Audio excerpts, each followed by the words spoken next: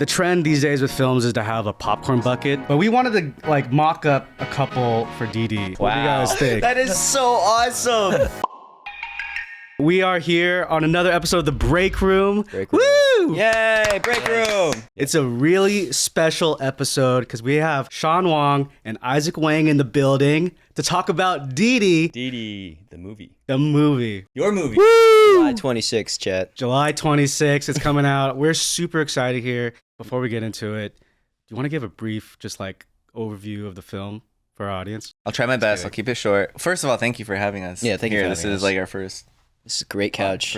First mic. Yeah. Microphones are great. Yeah, and what's crazy is that like Izaac plays you, basically, kind of autobiographical, and like you guys are dressed as. Yeah, I know. This was not exactly- planned. It's gotta be I planned. don't know. Wow. Yeah. Like, If you guys aren't like, if you guys can't see the shoes match as well. It's Yeah, crazy. little Vans. Oh, same leg, same leg. Our movie is called Dìdi, which means little brother in Mandarin, but it's also a very endearing term that a lot of Chinese parents, mothers call their younger sons. It's what my mom used to call me.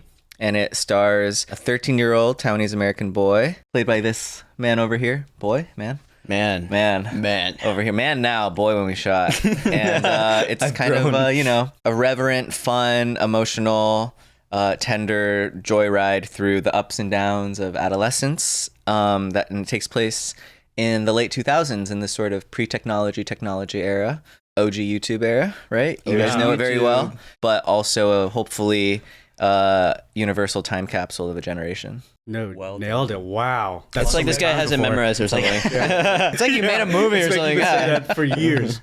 I saw it. I loved it. Yeah, we're not being paid to say that. We actually love the film. Really. Well, Taylor was at Sunday. I saw him in the crowd. Yeah. Dude, congratulations on that. I think it's been just crazy and surreal to see the progression of this film. Just talking to you about the premise before you went into production and to get into Sundance, and then obviously distributed by Focus and coming out in theaters July 26th. It's crazy. So we're really proud of you, man. Both of you. Thank you, guys. Yeah. Thank you guys. That means a lot. Spoke to us as creators, but also just as Dìdi's actually. Yeah. both- We bond with you. Howdy. I am Because too. I'm a little brother. For some context too, we have like crossed paths with Sean in the past. We actually hosted his short film Sunday through our Wong Fu Presents kind of program and interviewed you for that. So this is kind of a reunion of sorts. Yeah. Been like on the 3 Wong Fu years. channel. 3 years. Was it 3 years ago? Yeah. Yeah. A lot has happened in the last few years. For sure. And what you were kind of speaking about how Izaac is kind of performing or playing you in a lot of ways. Would you say that's true? It's like autobiographical? To a degree, you can see the obvious surface level similarities. Yes. Like, the character is based on me in the sense that he's 13. When I was 13, he's Taiwanese American.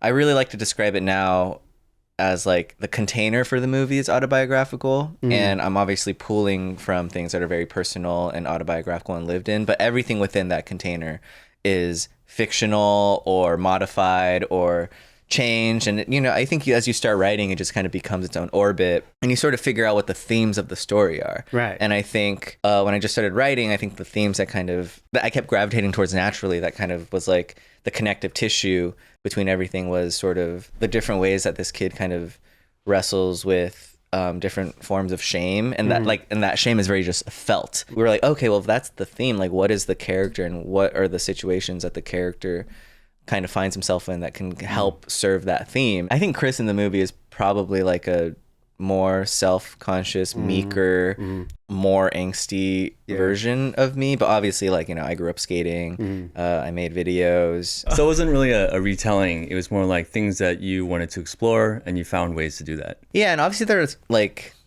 everything's inspired by my upbringing in a way, but someone I know said like you can tell the truth without stating the facts. And I think that's kind of our ethos with the movie. It was like I really wasn't interested in just putting my memories on screen. It really had to tell a story, and it really had to take you on a journey. And I really do think it's like just because it happened doesn't mean it's interesting. And so it was always like starting maybe with a nugget of truth or something that was like, oh, this makes me and my friends laugh. But then it's like, okay, in the context of our story, what does it serve? There was a lot of times in the writing of it, especially after I took it through a couple development labs, where it was like, oh, this seems really funny, this seems really funny, this seems really funny, this seems really funny. but it doesn't do anything to serve the story. And I think we kind of did this exercise where every scene had to kind of point back to the theme of the story. It was only funny, but it wasn't like supporting anything else about the story. Then it was like, okay, it has to go. So I think that was kind of the ethos. You know, it was really starting with things that happened maybe, but by the time it got to the version of the film that we shot, like everything has sort of become its own thing. It's become its own story. I really see, obviously, like, again, like the characters in the movie are, you can trace it back to me or my friends or my family, but like they really are characters, and everything's kind of been heightened or changed or modified in some way. Isaac, what was your first impression when reading that material? I know his answer. This is a really funny story, actually. So originally, when I first read the script for the audition, at least, I really didn't like it. Oh, nice. Yeah, but not because I didn't like the writing. It's because I felt uncomfortable with the character. Oh, right? So uncomfortable. Right. Yeah. It was like one of those things where it's like I'm so used to playing like characters that are like funny, like comedic relief and stuff. Like it was my first time playing someone who was more like vulnerable and was struggling and was like a more dramatic character. And the more that I got to know Sean, and the more that I got to know myself and the character specifically, the more I was like, wow, this is kind of fun, and I'm enjoying this, and I'm learning, and I'm growing, and I'm becoming a better actor because of this. And so overall experience, good. Yeah. I mean, you were playing, it's very unique because you were playing a character that's very similar to your own age. So how much things aligned and how much We're like, this is, don't tell me who I am. Yeah, I would feel that. It was funny because one of the notes Sean would give me sometimes is be less cool. Nice. Right? Because like nice. It's a horrible note. Dude, it was a good note though, because the self that I put up is you know, this like cool, like, this is me glazing myself, but like I don't like want to be like nerdy. I like being immature, right? And I like being like rowdy, and I like being like everywhere. This character is a lot less of that, and they're still immature, but the way I saw this character is they want to stand out, but they're like scared of it, right? They're scared of being themselves. They're scared of going out there and trying new things, and when they do try new things, they're still scared, right? Back then it was all about fitting in, but in your own group where you could stand out from other groups, I guess. But I think by the time we shot, you had like I feel like early auditions, it was like Isaac was like so cool and confident, and the Noah was really just like, oh, he's really good, but I like wonder if he just, like, we would improv and his like natural charismatic self would come out,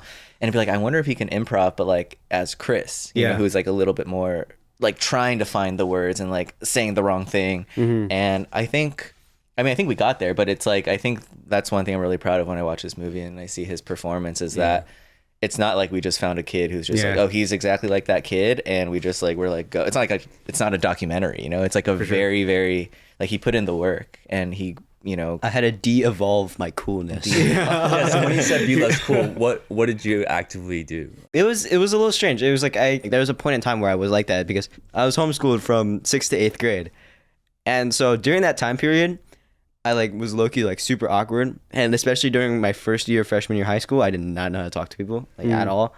I was such a nerd. I kind of brought that first year of freshman high school me to Chris. Like that's how I felt. You know, like super awkward, don't know how to talk to people at all. Yeah. Second guessing everything. Yeah, that's what really, it's like to be that age. Trying to fit in, but like low-key like not. Yeah, and that's why I think like it struck a chord with so many people is because you were able to kind of pinpoint that in the writing, but also in your performance. This guy. Yeah. No, great job. You both of you. Yeah, like that role is very hard. Very hard. So many people are brought to tears by this movie and kind of see themselves in Chris. And we're the generation that like grew up in that time with Sean.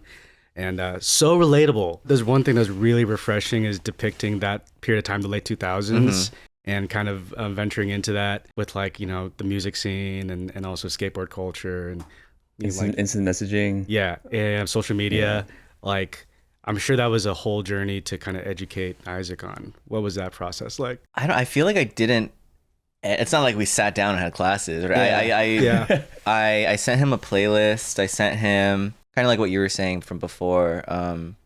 I do feel like the experience of being a teenager, even if the context is different, even if, you know, he didn't grow up with AIM or MySpace, right? That version of the internet, I do think he knows what it's like to be a teenager more than I can remember what it was like to be a teenager more. So it was really like leaning on him too, and kind of being like, look, like you're irreverent and kind of, you know, immature in a good way. You know, it's like bring that to our movie. You know, like like you teach us as more than we're teaching you. And it was little, you know, I mean, we didn't really have to teach you anything except for the flip phone texting. Yeah. Because like the MySpace stuff was built in post, and you didn't even have to see it until like, you didn't really have to see it. And again, it was that thing where it's like, even when we were filming like reaction shots of that, it wasn't like, and now you're dragging your friend off your top knee. It's like, think of a moment where you felt betrayed, or you know, betrayed, or you know, like again, like what are the emotions that you can tap in that are specific to you, and then let us bring the cultural context. It was your first time in like using a flip phone, right? What was like that experience like? Hard. Yeah, I did not know what I was doing. I was so slow. I was like L L L.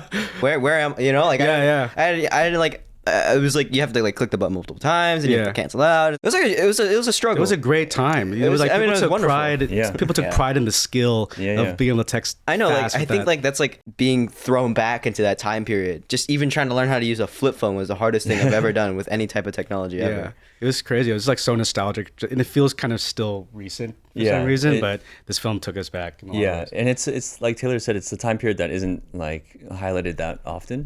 You know, we'll go 80s, 90s now, but never like that era of like right before social media really took off. Well, I remember we sent them flip phones before we shot production just to like use it, and then when we were shooting, we were like, they did not use it. I tried to learn, dude. I couldn't do it at all. I was like trying to text my friends on the flip phone, and then they were literally texting me, why is it taking you so long to respond? I'm like, hold on. Give me a second. I'm trying to find M. I can't find it. The friends that the gang of friends you guys had, those were always really fun interactions. Like, they were so, scripted. I mean, you guys we were like so rowdy. Like, we're real friends. We're like best friends now. Yeah, the cast was amazing. I think the friend was so natural, and then you could tell like just the improv and kind of the loose nature on set probably fed into that. But also in the family stuff. Yes. John Chan and Shirley Chan. Yeah, like unspoken conflicts, histories that you kind of you feel the crosshairs, being in the crosshairs of, where it's not fully something that's in your control, but you know the consequences will affect you. No, Shirley, Joan, my they really came together and like. They're all I was like the luckiest director on this movie, truly. The sibling dynamic with like Shirley was some of my favorite, or what I related to a lot, just having a sister. And as someone like doesn't have like that grew up as an only child too, like what was it like kind of playing a sibling? I think Shirley did such an amazing job at playing an older sister. Like it, like on set in general, it just felt like that she was an older sister, right? And maybe it's because we're both theater kids, right? And we're both fussy. But like it just felt like we're such like a duo. Like it literally felt like we were siblings, right? Yeah. And like Shirley's just in general an amazing actor. She's incredible. The mother's story was just like there was so much there, but we only saw glimpses of it. Was that something that you crafted like while filming it, like knowing how you wanted the audience to feel about your relationship? No, I think that was the big eureka moment in the writing. Was the earlier drafts were really much more like Stand By Me, Superbad inspired, where it was like kind of the hijinks of all the kids. And I think when I admitted to myself and allowed myself to kind of be like, oh, it's a mother-son story encased in the trappings of a movie like Stand By Me. That's when I was like, and I was kind of hesitant to go in that direction at first, because I don't know, it's definitely the more vulnerable direction and more personal. And it was that thing that I felt was like, oh, the story is telling me what it wants to be. And then it would be doing a disservice to the movie to not just see what happens if I go in that direction. And once I just kind of allowed myself to explore that, it just felt so alive for the first time. And I was like, okay, that's what the movie is. And then I think I sort of charted it emotionally, where I almost wanted the movie to feel like it starts off and you think it's a movie about friendship and it ends as a movie about family. It felt very earned at the end after seeing everything that both of them were going through. Another potential spoilery thing is that like there's a cameo that I was shook by. Chris is watching YouTube and he's watching JK films, like our friends YouTube channel. And I thought that was hilarious and speaks so much to like Chris's character too, of like what he's interested in. You know, I've upped that generation. Like I watched Wong Fu, I watched Just Kidding Films, I watched Kev Jumbo, I watched Happy Slip. It was so crazy, just so much of this movie. I got to like getting to meet people like Bart, you know, other people that kind of like really inspired the DNA of the movie to all of a sudden be a part of the movie. It was so like, just like, whoa, what's happening? So one thing I'm always like amazed by just the cast, who was like definitely a younger generation, just being able to kind of occupy this like millennial, like late 2000s era and do it so well. But I was just kind of always curious of like how much you know of that time and like how much is translating over. There's like this TikTok trend where like we're kind of comparing how like millennials and then a younger generation perform certain gestures. So I'm going to say a prompt and all of us are going to perform it in the simplest gesture you can. How do you open a car window? 3, 2, 1. Oh. Oh. Okay. Okay. I mean, I know though. I know though. Yeah. But like now, I grew up with this. Yeah. All right, here's another one. How do you answer the phone? 3, 2, 1. Yeah. All right. Yeah. I'm a brick holder, bro. I hold the brick. Big brick. Yeah. All right. Hang up the phone. 3, 2, 1. Oh, wow. You did the. I did know. the Oh, push. interesting. This is how you tell your friend to hang up. Yeah, we hang up the phone, asshole. I'm sorry. This could be so many things. But have you seen this before? I have seen this before. Yeah. Makes a lot of sense. Put it back down. Yeah. How do you make a heart symbol with your hands? Okay. Oh God, there's so many ways to do it. Okay. Really? There's Yeah. so many ways. 3, 2, The 1. most basic one. Oh shoot! Oh, what is that? What? What's that It's the thing? half heart. Oh, the half heart. Yeah. Then you need someone- you need someone- Oh yeah. But some much people do more work. this. Oh, Some this people is do the. this. Yeah, I mean, this is the easiest one. The Yeah. Asian one. The Asian one. It's the Korean. All right. How do you take a picture? 3, 2, 1. Okay. Yeah. Oh, I think nailed that's it. very simple. Are you doing this one? Yeah, I'm doing Okay. this Go. one. Cool. So we're not that different. We're not so different, you and I. Do you know what a floppy disk is? I do. Cool. What is it? It's the disc. It's a floppy What is it's it used floppy. for? No, isn't it like the really thin? Like it kind of looks like a. It's literally just a disc. It's just a straight. Yeah. What shape is it? But then it's in the square. It's in the square. square thing. Yeah, right. Yeah. It's Nice. like a Cheez-It. It does Yes. kind of. So Didi is coming out July 26th. We're really excited for it. We also know that it's coming out the same weekend as another huge movie. Last year was Barbenheimer. This year, our office is calling it Didi Pool.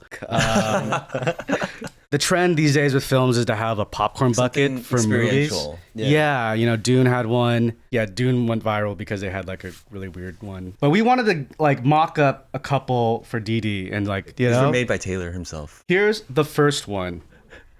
What do you guys think? That is so awesome. That is so cool. You made this?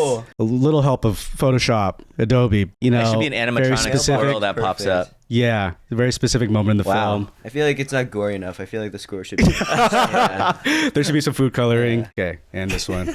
Cool. I think I go first. Yeah. This is the first one more. You probably So I personally like this one. the yellow stuff is butter. Is Yeah, butter at the right. bottom. Very yeah. memorable moment. Yeah, That is. Yeah. You guys can think about this. Maybe Hey, how do we- pitch it? We have a bucket idea. Yeah, we have a bucket. $50 at AMC. I mean, obviously, we're huge fans of the film, and it's really nice to be able to pick your brain about it, as on the acting side and on the writing and directing side. As directors ourselves, you know, we see the work, we see the effort, and it's good stuff. Yeah. Thank you guys. No, thank you guys for having us. Truly, this is Yeah, this is sick. we haven't I love really done sitting on press the couch. together yet. This is fun. Yeah, congratulations. Yeah, this is a big deal. Yeah. Thank you guys. July 26th. July July 26th, 26th, everybody. Clear your Didi. schedule and don't watch Deadpool. Yes. Or watch our movie and Deadpool. Oh, yeah. watch it at the same watch, time. watch Didi like 3 times and then like Yeah, Deadpool. sneak in the Deadpool. Once. Yeah. And a half. No, thank you guys for having us. All right. See you guys next time. Bye. Bye.